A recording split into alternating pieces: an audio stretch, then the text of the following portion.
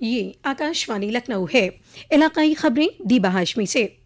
वजीर आजम नरेंद्र मोदी ने आज मन की बात के जरिए कहा कि इंटरनेशनल मैथमेटिक्स ओलंपियाड में हिंदुस्तान के तलबा ने शानदार मुजाहरा किया है और 4 गोल्ड मेडल और 1 सिल्वर मेडल हासिल किया है। मुल्क का नाम रोशन करने वाले इन तलबा में ग्रेटर नोएडा के कनव तलवार भी शामिल हैं। अच्छा, मुझे कनव बता सकते हैं कि कोई विशेष अनुभव हो इस सारी तैयारी में, कोई खास जो हमारे नौजवान साथियों को बड़ा अच्छा लगे जान करके? मेरा नाम कनव तलवार है। मैं ग्रेटर नोएडा उत्तर प्रदेश में रहता हूँ और कक्षा 11वीं का छात्र। मैथ्स मेरा पसंदीदा सब्जेक्ट है और मैंने ओलंपियाड की तैयारी 7th क्लास से शुरू की थी। ये ओलंपियाड HPCSE कंडक्ट कराता है और ये एक 5 स्टेज प्रोसेस होता है। पिछले साल मेरा टीम में नहीं हुआ था और मैं काफी करीब था और ना होने पर बहुत दुखी था। तब मेरे पेरेंट्स ने मुझे सिखाया कि या हम जीते हैं या हम सीखते हैं और सफर मायने रखता है, सफलता नहीं। तो मैं यही कहना चाहता हूँ कि love what you do and do what you love. वजीर आजम ने आज अपने खिताब में कहा कि असम के चराई देऊ मैदान को यूनेस्को वर्ल्ड हेरिटेज साइट में शामिल किया जा रहा है। इस लिस्ट में यह हिंदुस्तान की 43वीं लेकिन नॉर्थ ईस्ट की पहली साइट होगी। वजीर आजम ने कल पूरी दुनिया में मनाए जाने वाले टाइगर डे का जिक्र करते हुए कहा कि टाइगर हमारी सकाफत का हिस्सा है। उन्होंने कहा कि मुझे खुशी है कि अवामी शिराकतदारी बाघों के तहफ्फुज में बहुत काम आ रही है।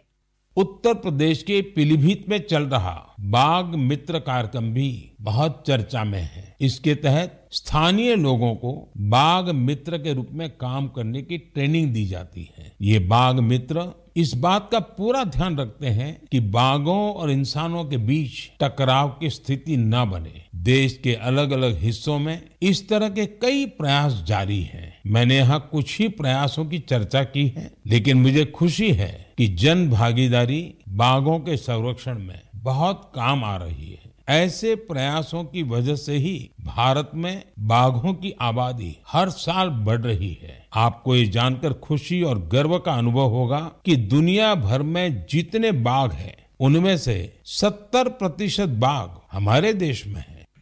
वजीर आजम ने कहा कि हम 7 अगस्त को नेशनल हैंडलूम डे मनाएंगे। आजकल जिस तरह हैंडलूम प्रोडक्ट ने आवाम के दिलों में अपनी जगह बनाई है, वो बहुत बड़ी कामयाबी है।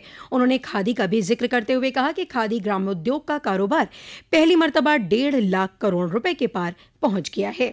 वजीर आजम ने कहा कि पहले की तरह इस साल भी आप हरघरतिरंगा.com पर तिरंगे के साथ अपनी सेल्फी जरूर अपलोड करें। वजीर आजम ने 15 अगस्त से कबल अवाम को अपने मशावरात इरसाल करने को भी कहा। उत्तर प्रदेश विधानमंडल का मॉनसून सेशन कल से शुरू होगा। इसे लेकर असेंबली स्पीकर सतीश महाना ने आज शाम 4 बजे कुल जमाती मीटिंग तलब की है। मॉनसून सेशन को लेकर आज भारतीय जनता पार्टी भी अपने पार्लिमानी वफ्द की मीटिंग करेगी। इस सेशन के मुख्तसर रहने की उम्मीद है। इसके लिए कल से 2 अगस्त तक का प्रोग्राम जारी कर दिया गया है।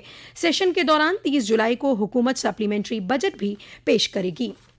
समाजवादी पार्टी की मीटिंग आज समाजवादी पार्टी दफ्तर में कौमी सदर अखिलेश यादव की सदारत में मुनक़िद की जा रही है। मेंबरान असेंबली के साथ गौर खौस के बाद समाजवादी पार्टी के कौमी सदर अखिलेश यादव हिज़्ब इख्तिलाफ के लीडर के नाम का ऐलान करेंगे।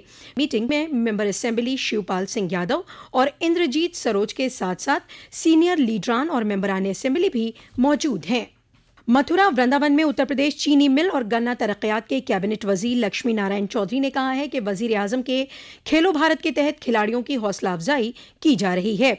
स्पेशल ओलंपिक के तवस्सुत से हुकूमत माजूरों को उनके टैलेंट को निखारने का भी काम कर रही है।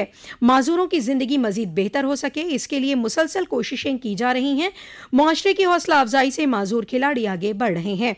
इस मौके पर आगरा, मथुरा, इटावा, गाजियाबाद, नोएडा, कानपुर, बनारस और सुल्तानपुर जिले से तकरीबन 100 उम्मीदवारों ने हिस्सा लिया।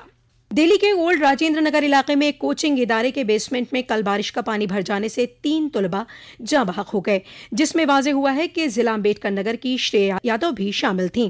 श्रेया दिल्ली में रहकर IAS की तैयारी कर रही थीं। Deputy commissioner of police central Harshvardhan ने बताया कि इस हादसे में 2 लड़कों और एक लड़की की मौत वाकई हुई है। लाशों को पोस्टमार्टम जारी है। जनाब हर्षवर्धन ने बताया कि मामला दर्ज करके जाँच शुरू कर दी गई है। मौसूल खबर के मुताबिक इस मामले में कोचिंग सेंटर के मालिक और कोऑर्डिनेटर की गिरफ्तारी की गई है। रियासत के मिर्जापुर जिले में हुए हादसे में टूरिस्ट बस ने ऑटो रिक्शा में टक्कर मार दी। हादसे में 3 मुसाफिर जाँ बहक हो गए, जबकि 9 अफराद जख्मी हो गए हैं। पुलिस ने लाशों को कब्जे में लेकर जांच शुरू कर दी है। जख्मियों का इलाज जारी है। इसी के साथ आकाशवाणी लखनऊ से इलाकाई खबरों का ये बुलेटिन खत्म हुआ।